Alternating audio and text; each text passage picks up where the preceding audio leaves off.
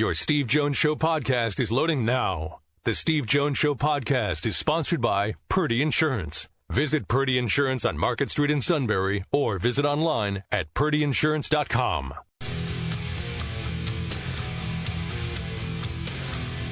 This is the Steve Jones Show on News Radio 1070 WKOK. Sponsored by Purdy Insurance. Now, from the Sunbury Motors Studio, here's Steve Jones. Today's show brought to you by Purdy Insurance, Market Street in Sunbury. Go to purdyinsurance.com. Auto, home, life, business, RV, boat, motorcycle, whatever it may be. They'll do a great job at Purdy Insurance of making sure you're fully insured and do everything they can, whether it's under certain circumstances going over state lines or bundles, saving you money. Customer service means everything to them.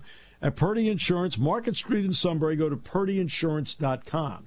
And we're in the Sunbury Motors studio. Sunbury Motors, 4th Street in Sunbury. Sunbury Motors Kia, routes 11 and 15, Elmels Wharf, and online at sunburymotors.com. Phillies go for it tonight against the Diamondbacks at home with Nola on the mound. They're winning the critical 5th game in Arizona, and the Eagles, you know, it's funny, Matt, like those sweet green uniforms, right? I mean, those are nice. The Kelly Greens, I loved it. You know what's interesting? Like somebody said to me, he says, yeah, it's kind of like when you were a kid. I said, yeah, except the funny thing is, except for a bubblegum card, we only had a black and white TV, so I never really got to see how good it looked. Get the lingerie on the deck. Call the janitor. I'm not kidding. We had black and white TVs. I was like, oh, that's what they look like. Okay. They're sweet. Really nice. Time now for our play-by-play call of the day. A second and goal to go from the left hash one. Andrews over the football to snap it back. Jones has it. Looks to his right. Throws it to the right. Got it! Touchdown! He's got it! Patriots! Bob Sochi with the call. Our good friend Bob Sochi, who had the Navy job, by the way, before he took the Patriots job. That's where I first got to know Bob.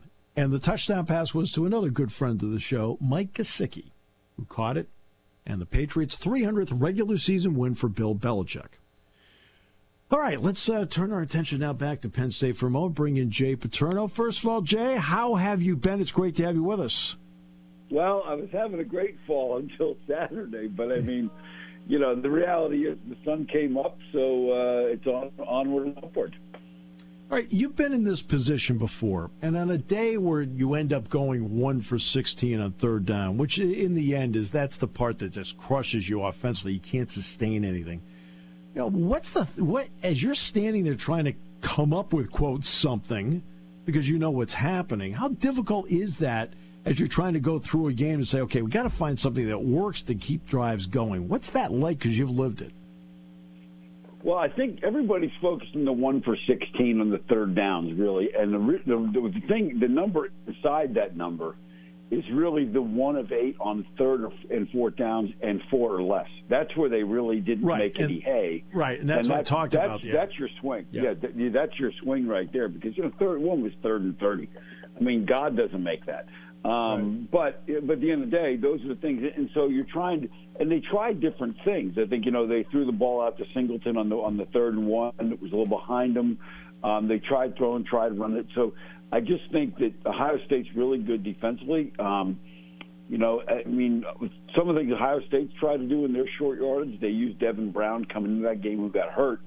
There may be, you know, as you go ahead, there may be a role for a guy like Pagula to do that kind of stuff if they're still having those kind of troubles. But it's difficult. But dang, you're still in that game. And that game came out pretty much how most people thought it was going to be, come down to a mistake or a turnover, and Penn State just didn't capitalize on the turnover when they had the shot. It's difficult because, see, I'm trying to think, you know, somebody one time told me, well, he probably told me 30 times. He said something to me about, Steve, it comes down to 4 or 5 key plays every game, and it could be play 1, it could be play 78. Yep. I think you may know who with that individual reference. I heard that. Believe me, I heard that a few times too. Yeah. Okay. I felt the Ohio State games over the last few years, for the most part, have come down to a key player sequence in the first half and a key player sequence in the second half, and Ohio State, for the most part, has won those.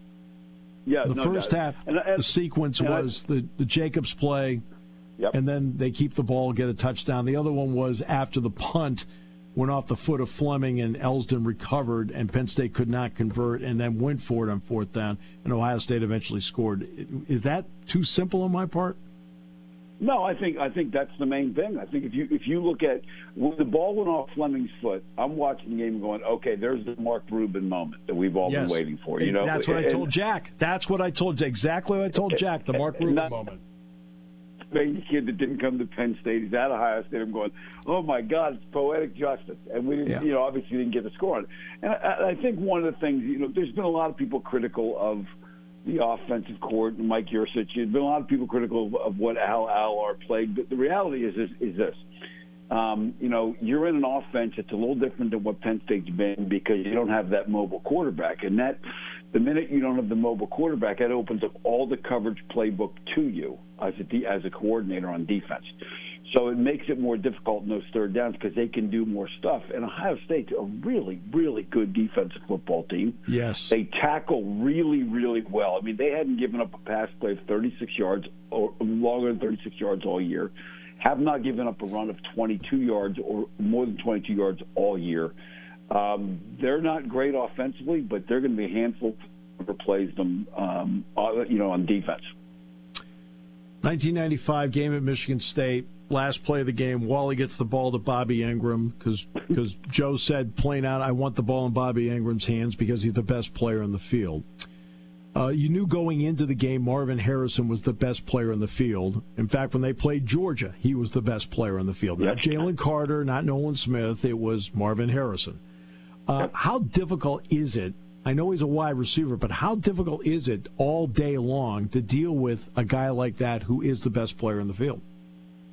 Well, what people realize is he's so big and physical, so it's tough. I mean, King interfered with him on a couple of plays, and he still caught the dang ball. And you can't do much more than that. You're breaking the rules to come. But what I think people realize is for most of that game, Penn State kept Ohio State on a long field. They kept him in check. He didn't get the big over the top fade route on him for the touchdown. I mean, they really did a good job against them.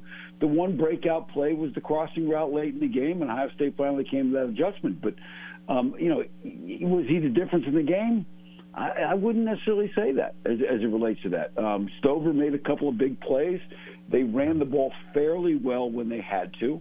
But at the end of the day, the mistakes, the fourth down and 3 was kind of the pivotal point in the game when Penn State didn't make it.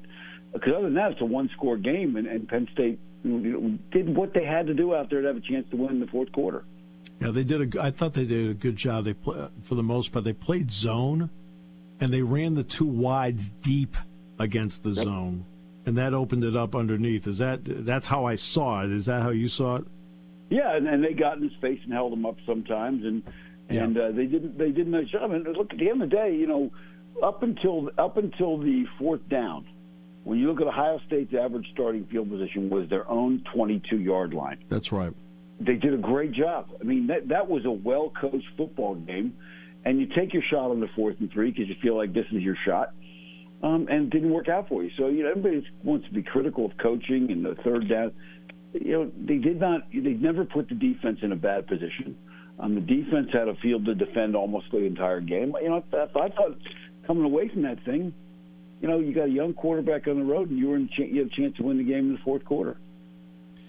Yeah, you go through 3.5 hours of that, and it's interesting because Penn State came into the game averaging 6.3 yards per play on first down. Because we talk about the 1 of 16 on third down. It's what you do on first and second down that sets up what your deal is on third down. Well, they averaged 6.1 on first down in this game.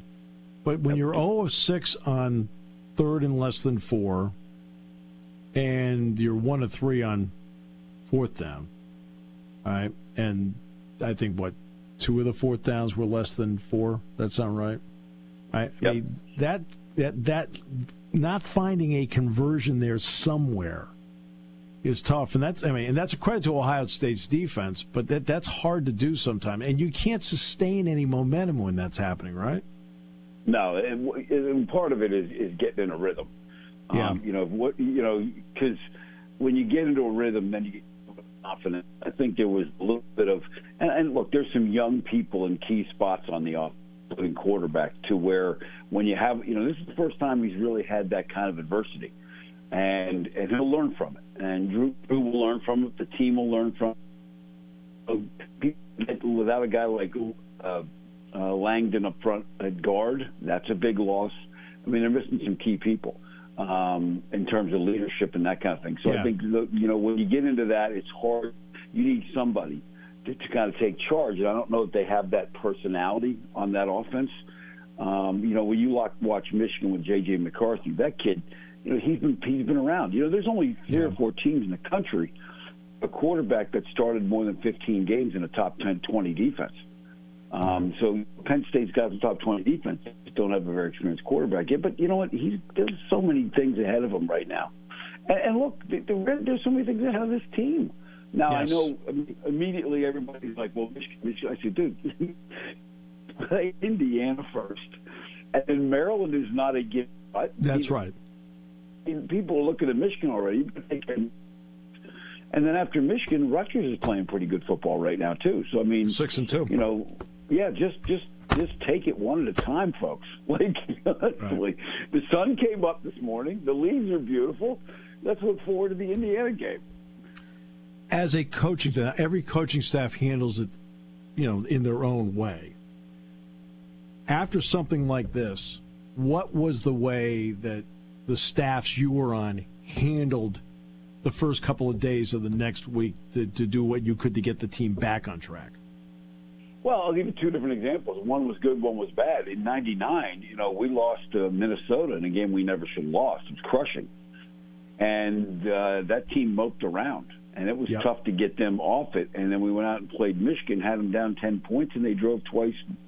Some quarterback named Brady drove 2 long drives to beat us. Yep.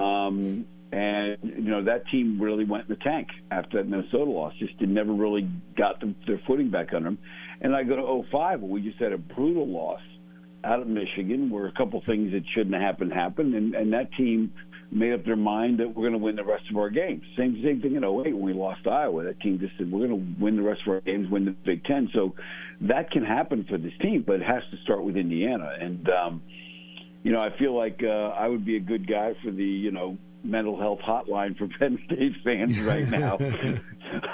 I may have to open up a hotline and say, call me and I'll try and talk you through this. Well, that's because there's a couple things. So let's just turn our attention now. It's got to be Indiana next. No matter what you do, you've got to come out. You've got to win this game this week. I know there's no getting around it. Yep. In 17, 19, and 22, Penn State hit November, and there was nobody left on the schedule that gave them a signature win. They won, but there was nobody that vaulted them. They still have opportunities based on what they have here that's still in front of them that actually can do that, Jay. Oh, there's no question. I mean, you go out and you beat Michigan, and then if you go out and win the next 2, I'm getting ahead of myself already. Yeah, you can't do that. If Penn State would have run the table, and Michigan beats Ohio State, which I think that if I had to make a guess as to right now, I think Michigan's the best team in this conference. Maybe, but just in terms of the whole package. Sure. Penn State beats them, and if Penn State wins out and Michigan beats Ohio State, now you get a 3-way tie with 1 loss each. Based on all 3 of them, who goes to the Big Ten championship game? I don't know. I mean, I'm not sure. But it's probably Ohio State based on the Notre Dame win, the Penn State win. I don't know, because Michigan hasn't beaten anybody yet. Right. But at the end of the day, you're sitting there at 11-1. And whether you make the Big Ten championship or not, the playoff committee's got a decision to make about I think there'll be a lot of one-loss teams laying around, and who knows. But if you don't take care of Indiana, end of story. And this is a game that, quite frankly, I think that Penn State comes out and they're focused. I think it would be great to go out and try and get a fast start for Allard to give him a little confidence and get down the field. And this is a defense that's Indiana's defense is not real good. I mean, they're the best part of their. That's the best part of their team right now. Right. But to go out and get the running game going, get some play action game, get him confident and go and get out and jump on him early, I think then that resets his team for the rest of the way. One final question before I let you go, and that's on Drew Aller. You do your show every week with Tom Bradley, Yep. so you look at a lot of video during the week. You've now looked at 7 games of Drew Aller as a starting quarterback, getting a lot of reps in. Where is he better now than you think he was the first 2 or 3 games of the season? Well, I think the one thing is he's playing better competition. So maybe his numbers have not been better, but he's playing better football teams. I think he's incredible. He does a great job of moving around the pocket, keeping his eyes downfield. He does a really good job of protecting the football and not putting his defense in a bad position. And the one thing I worry about him right now is he might be a little too tentative in that regard. I think right now the next thing for him is going to be to anticipate some things and let the ball rip downfield. I think that's the one area where you look at it. And we did a couple weeks ago. We broke down the 3 Big Ten games during the bye week as to where the ball had gone. Not a lot of balls downfield, but at the same token, hadn't turned the ball over, and they've done a great job capitalizing on turnovers, which is one of the surprises about Saturday with the fumble. I mean, they've just done a great job with that stuff. But I think the game is slowing down for him a little bit. It looks like, but that the one thing with him is they're going to have to protect him, and they're going to have to get some running game going to help him out. Jay, always a pleasure, my friend. Appreciate it so much. Well, always fun, Steve, and see you down the line soon. Sounds great. Jay Paterno joining us on the show today. Our thanks to Mark Wogenrich, by the way, in the opening half hour of the show. Today's show brought to you by our good friends at Purdy Insurance, Market Street in Sunbury. Go to purdyinsurance.com. Auto, home, life, business, boat, RV, motorcycle. And they want to save you money. Make sure you're fully insured. All at Purdy Insurance, Market Street in Sunbury. Go to purdyinsurance.com. And we're in the Sunbury Motors studio. Sunbury Motors, 4th Street in Sunbury. Sunbury Motors Kia, routes 11 and 15, Hummels Wharf. Online at sunburymotors.com. We'll continue with more in a moment. And again, anything you want to call in and ask about, believe me, this is your show. So if you want to talk about, either ask a question or vent about something, whatever, that's perfectly fine with me. It's your opportunity to talk. It's not just about all of us talking. How you feel is really important, too, here on News Radio 1070 WKOK. There's something to be said about a sale with a handshake, a service technician who really knows what he's doing. They can explain it in English what the problem is. There's nothing better than having that friend you could trust in the area. That's Sunbury Motors, where you get selection, knowledgeable salespeople, and prices that fit your budget, and more important, that friend you can trust. Welcome to Sunbury Motors, Kia, Ford, and Hyundai. You could shop other dealers and compare prices, but at Sunbury Motors, you get their lowest price promise. They research the current used vehicle market and guarantee their used car prices are the lowest. If you find a lower price, Sunbury Motors will beat it. 3 dealers all in one. See their full new and pre-owned inventory at sunburymotors.com. Pick out a vehicle you like and schedule your test drive online. Follow them on Facebook. Sunbury Motors Ford and Hyundai, North 4th Street, Sunbury, and Sunbury Motors Kia, routes 11 and 15 in Hummels Wharf.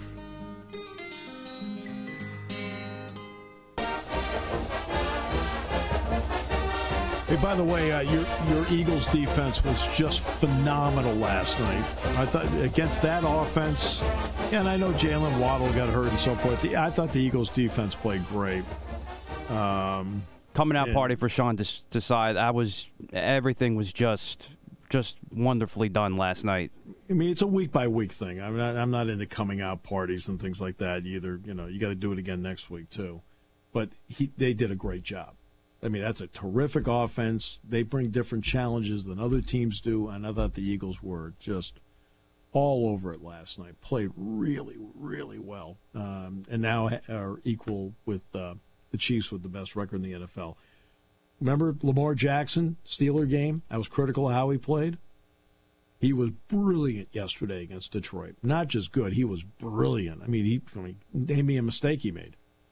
None. He was great. That was stunning. That's Lamar Jackson at his best. That was really, he is a hard handle for anybody when he's playing like that. Whoa. Tremendous. In the last half hour, I do want to get to the Iowa game with Minnesota about the fair catch.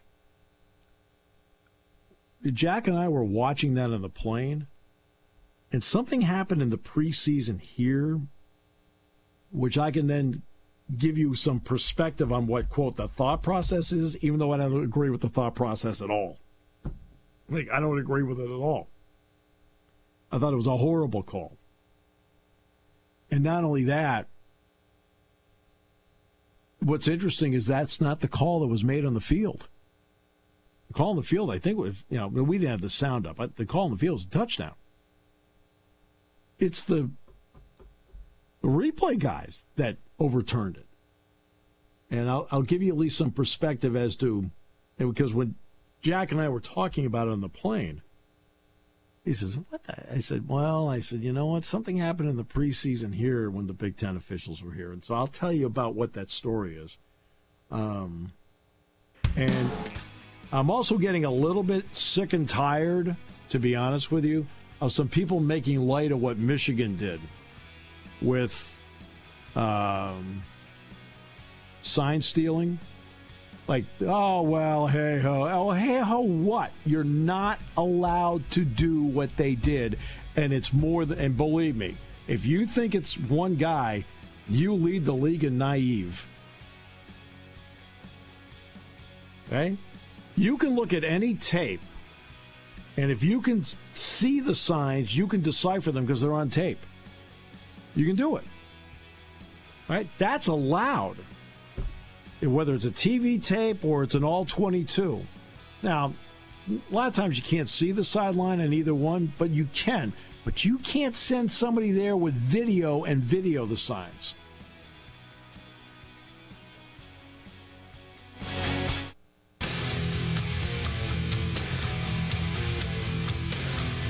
This is the Steve Jones Show on News Radio 1070 WKOK. Sponsored by Purdy Insurance. Now, from the Sunbury Motors Studio, here's Steve Jones. Today's show is brought to you by Purdy Insurance, Market Street in Sunbury. Go to purdyinsurance.com. Auto, home, life, business, boat, RV, whatever it may be, motorcycle. They'll do everything they can to save you money. Could be going over state lines where allowed. Could be bundles. Because customer service means everything. They want to make sure that you are fully covered, but also getting the best rate possible. Customer service means everything to them at Purdy Insurance, Market Street in Sunbury. Go to purdyinsurance.com. And we're in the Sunbury Motors studio. Sunbury Motors, 4th Street in Sunbury. Sunbury Motors Kia.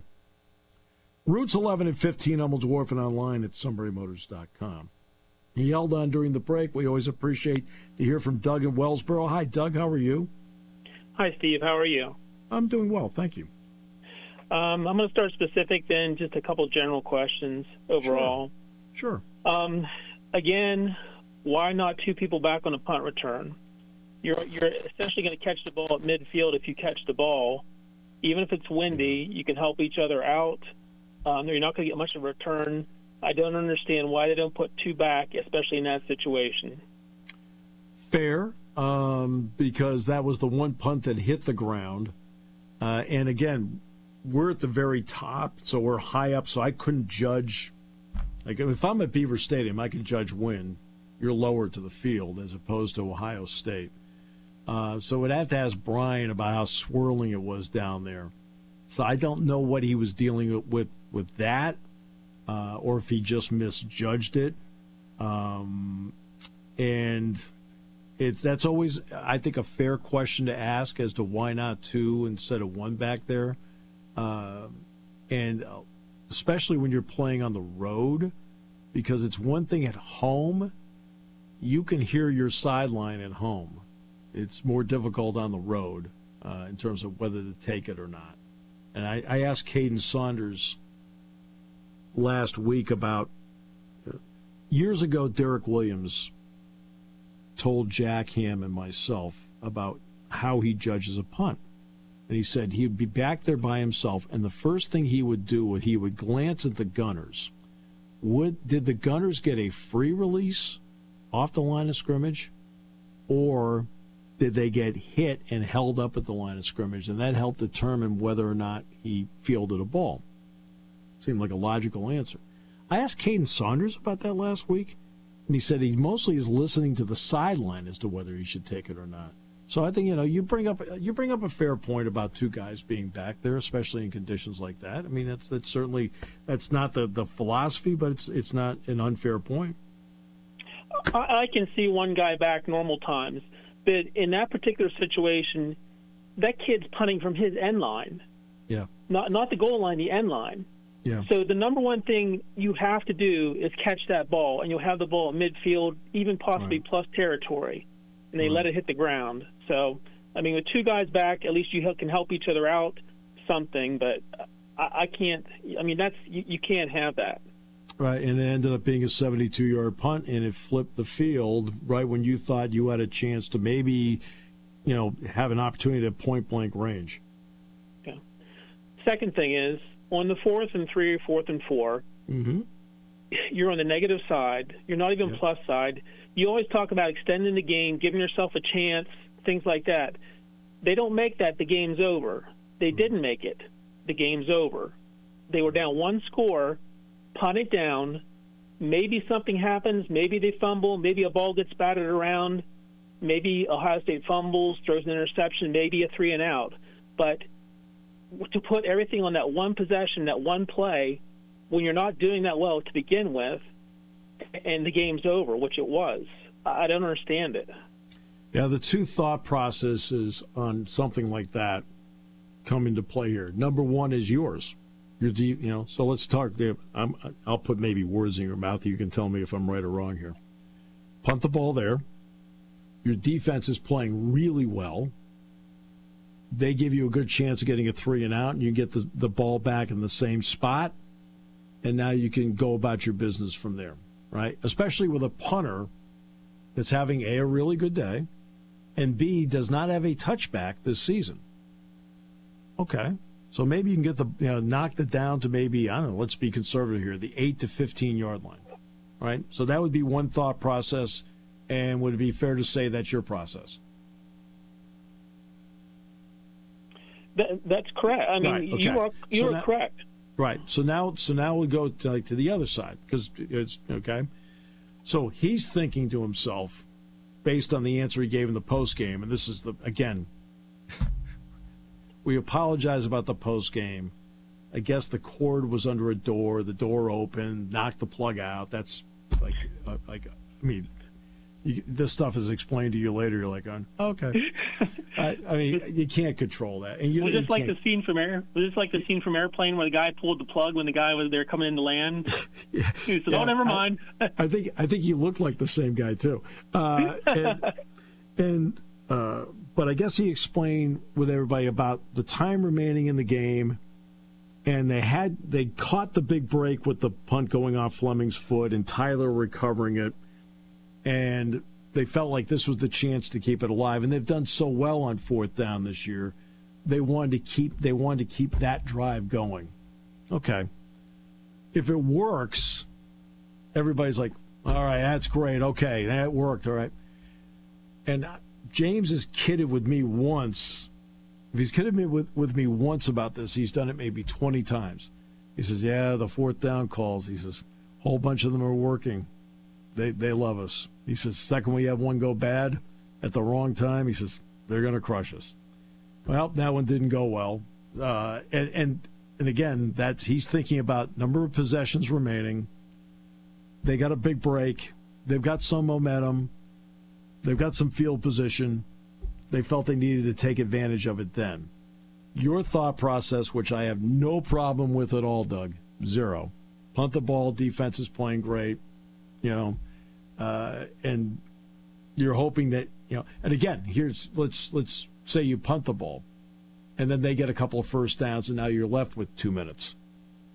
You know what I mean? So it doesn't mean that each scenario it does have a level of imperfection to it when you're talking about it. Because you could punt it, get the 3 and out, get the ball at midfield, great, worked perfectly. Or you could punt it, and under circumstances they get a couple of first downs, and now there's 2 minutes left, and you're looking around like, oh, man, we don't have a lot of time. And we got the ball back at the 20-yard line and with 3 timeouts and 2 minutes left. So you see what I mean? There's no, each answer has an imperfection to it.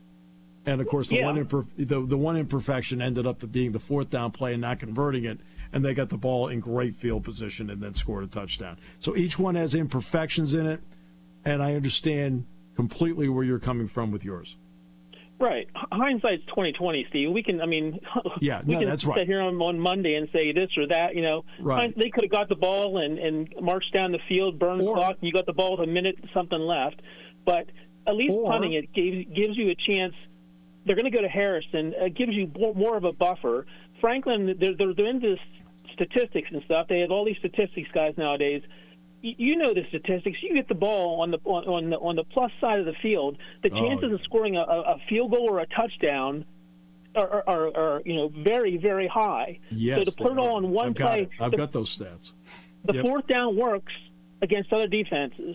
You're going against Ohio State at Ohio Stadium on one play for the game, and you're struggling. And then there's the other part too. You could punt the ball down there, right? And they turn it over. Right. So, I mean, in other words, so you've got pluses of each one and negatives on each one. So I'm just saying that's another plus if you punt it down there. You may get a turnover and suddenly you're sitting there at the 20-yard line. Okay. Right? It's an interesting debate. There's no question about that. And he chose one that didn't work out and brings with it a level of criticism. Right. I don't want to, these are specific plays we're picking out. Sure. Like I said, hindsight's 20/20. Right. Yeah, you're right. Yeah. Last thing, bigger picture. No one should be surprised. This is 11 out of 12. And they're falling behind Michigan too. Ohio State has 5 stars. They didn't even play their top corner. Ibuka didn't play. Henderson didn't play. Mm-hmm. The talent level is just not there. Our wide receivers. Keandre Lambert-Smith was a 3 last year. They're trying to make him a 1. They have Liam Clifford out there. No separation, no nothing. It's just a difference in talent level is why you get 11 out of 12. No matter the coaching decisions, no matter the ball bounces this way or that way, it's just a difference in the talent level. Well, the talent level with Harrison's different. All right? The talent level between Tate and Fleming and Penn State's receivers is not. All right? It really isn't. Harrison, though, and I go back to the Georgia game. Georgia has as great a talent as there is any in the country, right? Right. Who was the best player in the field in the Georgia game? Harrison still was. Harrison, right? He was. Right? Not the other guys. He was. And going into the game, you knew he was going to be the best player in this game.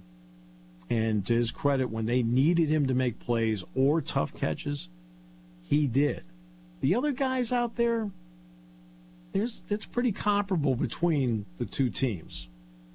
But he is an exceptional player. Does Michigan have a guy like that? No.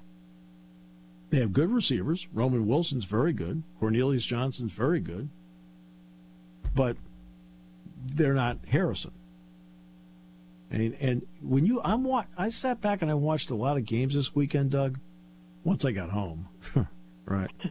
You notice what you know something I really have been noticing, because the NFL's gotten into this cover 2 deal. Notice how many receivers get behind people. Hardly anybody gets behind people. Nobody does anymore. Right. Nobody does. So you've got to be precise with your passing game. Everybody has to be. And that's why when you get a guy like this, you ride him. He took 35 attempts in the game. 16 were to one guy. And he got 11 completions with him. What does that tell you about him? Did you see how Pitt Wake Forest ended? I did. I saw that. What did you think? 2 things. Number one, you're an undisciplined football team when a guy grabs a guy by the leg and pulls him 3 or 4 yards off the pile. It's one thing if you pull somebody off the pile, it is a penalty, but you keep dragging them?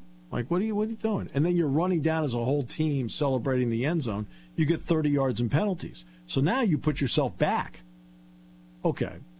For Christian, I hate that rule where it's like where you start the slide. I mean, I know we explain it all the time. I can't stand that rule, Doug. Right? You know, to me, it's where you go down and where the ball is when you go down, not where you start to slide. Because he was sliding to stay inbounds to keep the clock running and thought he had the first down. And you're talking about a judgment call of inches here, and I feel like you have to have a better feel for the game than that. And I didn't like that call at all. No, I didn't either. I thought he had the first down. Yeah, I did too. Even watching it live, it was a bang thing. The one angle did show he did start to slide, maybe right at the line, but. And I know Bob in Hanover's waiting on the line, but Doug, the Iowa game. Let me quickly explain the Iowa game about what happened on the touchdown. It's 12-10 Minnesota, so I know you're shocked. Minnesota goes 3 and out, okay, right, and punts the ball. Now after that stunning development, Iowa's best overall player by a wide margin is Cooper DeJean. Great corner, great punt returner. I don't understand why they don't use him on offense, to be frank with you. Okay? He's back to receive the punt, and Jack and I are looking at each other like, hey, look, this guy here gives him, he could return it 20 yards and set up the game-winning field goal, right? So they punt the ball. It takes a bounce. He's pointing, picks it up, boom, breaks 2 tackles, breaks another at the 25, touchdown, place goes crazy. Iowa's going to win the game. We're like, we're back on row 38 of the plane, like, how about that? Okay? And then they're reviewing it. So, of course, what do we think they're reviewing? Whether he stayed in bounds or not. Well, NBC, to its credit, has a great shot down the sideline. He's not only in bounds, Doug, he's in bounds by about 6 inches to a foot. It's not even close. Like, okay, that'll stand. And they keep going and keep going and keep going. Like, what the heck? And then they ruled he called a fair catch. So you watch the replay, and, of course, he's got his left hand up, and he's pointing, right? And in all likelihood, I can guess exactly what he's doing and make a really educated guess. He's probably yelling poison, poison, poison, which is telling his players, get away from it, because I don't want it to be Cam Miller against UMass. I don't want it to be Julian Fleming against Penn State where the ball hits you and they recover, right? That's what he's trying to do.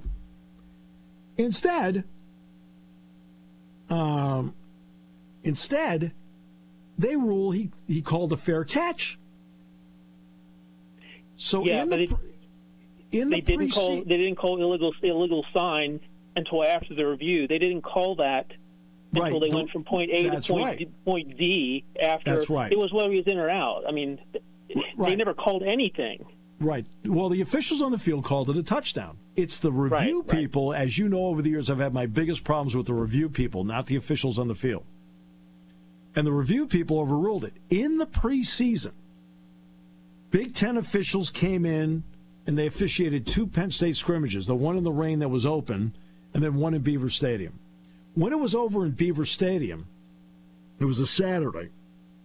And I'm standing there, and after Penn State had just finished doing a special teams drill, the official said, you've got to be careful with your hand signals. Because normally when they're back there on a kickoff, not a punt, but a kickoff, you'll see the guys go, like, point to their chest, like, me, me, and they're yelling out, me, me, me. That way the other guy knows it's who's got the ball, right? He says, you can't bring your hand dramatically up when you're signaling that because we'll call it a fair catch. I'm standing there looking over like, to be honest with you, my first thought was, what a bunch of BS. That's exactly what I thought. I said, that's stupid. All right? Everybody knows you put your hand up over your shoulder, it's a fair catch. Some of these guys do it really late, but they do it. And I explained to Jack, I said, they explained this, that any hand movement that looks like whatever, they're going to call it a fair catch. Have a feel for the game. You're in the replay booth. He is not signaling a fair catch. Jeez. Oh. Was it Dave Whitbo in the booth? That's a very good question. But I think the ruling was made in Chicago, so I don't think it was made there. But all right, I know Bob's on the phone. I'll get off and let him on. So Thanks. Bobby, how are you? Good. Hey, Bob. Make it quick here. Just 2 quick points. Was there any review of the play where Chop Robinson got hit in the head by another helmet? I mean, I didn't even see the announcers on TV talk about it at all. Well, and should it have been reviewed? Good question. I don't know. We had the stadium scoreboard replay in the booth, and they showed very little. So I didn't. So we had no access to any of the Fox. We had no access to the Fox replays or anything like that, and the stadium stuff was very limited. So I can't answer that for you as to how he got hurt on that play. It's a very good question. It was a helmet-to-helmet hit, and he was sort of coming up. I'm not saying it was a blatant intentional hit, but it definitely was helmet-to-helmet. And had they called that, that would have made a big difference in the game as well. I mean, okay. Yeah. Good point, good question, and I can't answer it because I never saw the replay of it because it wasn't provided to us in our booth. Yeah. And Big Ten Network didn't even talk about it after the game either when their nightly show. Really? How's Chop doing? Is it a concussion? Well, I'm not at liberty to say. That'll be James that has to say. But I completely respect the fact he asked the question, but I'm not really the one that's allowed to answer that. James would have to answer that. Gotcha. And the last thing is, when they recovered that fumble by the quarterback and ran it back for a touchdown, I think technically it was a hold on Harrison or against Harrison, but he wasn't even in the play. I mean, did it really matter? It wasn't blatant and over-the-top holding, but I've seen worse. But should they just pick up those flags when they're not even in the play? Good question, because when you're sitting there and looking at it, like the back judge is only looking at his specific area. He's not looking at the totality of the play, so he saw a hold that he threw a flag, and that's why he threw it. Picking it up, because, again, it had literally nothing to do with the play. Interesting point, but he's called the penalty. I don't know if you can pick it up at that point because to him he's already made a call. Oops, I guess we lost Bob. Brian in Northern Virginia. Do we have Brian? Steve, how are you doing today? Good, Brian. Thanks for holding. Appreciate your patience. Hey, anytime. Thanks for taking my call. I'm just calling because it's kind of a comment. Not as much as a rant as Matt usually does, but the question, leading into a question. You know, I love Penn State. I'm an Nittany Lion Club member. I'm an alum. I give a lot of money. I always want us to be successful, and I've been supportive of Coach Franklin and everybody. I'm just getting frustrated and tired of being perceived as a second-tier program and losing consistently to Ohio State and Michigan. I'm more concerned about the way these losses kind of pile up. If you think, one, that's going to hurt us in terms of recruiting, financial contributions to the university, the Nittany Lion Club, a lot of the capital improvements to the stadium, and lastly, it's kind of like, what do you think we can do to make us elite, to finally be on that level where, we know walking on the field, the defense is elite, but the offense wasn't. Game plan was not very good from the offensive side of the ball. So those are my kind of concerns. It's the overall well-being of the program, what we can do to get to the next level, and just very frustrated today and Sunday. And so those are some of my kind of questions/thoughts. Well, first of all, your frustration echoes everybody's frustration. All right, so you're not standing alone with frustration, Brian. Everybody is frustrated with it. Keep stacking recruiting classes. That's what you need to keep doing. Keep stacking as many top 10 to top 12 recruiting classes as possible.